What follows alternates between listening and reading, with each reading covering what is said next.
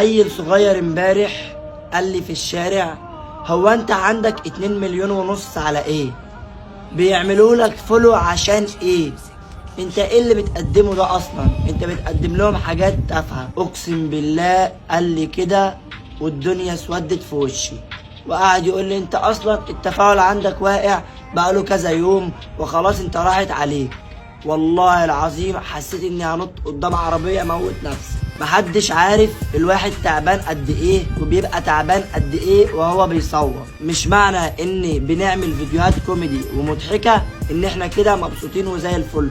اقسم بالله الواحد تعبان. محدش يعرف كميه التعب النفسي اللي بتبقى عند الواحد عقبال ما يلاقي فكره يصورها، وبعد ما يجيب الفكره يكتبها، وبعدين يصورها، وبعدين يمنتجها. محدش بيشوف كل دوت. ويجي واحد يقول لك: انت ايه التفاهه اللي بتعملها وايه الهبل اللي انت بتعمله ده؟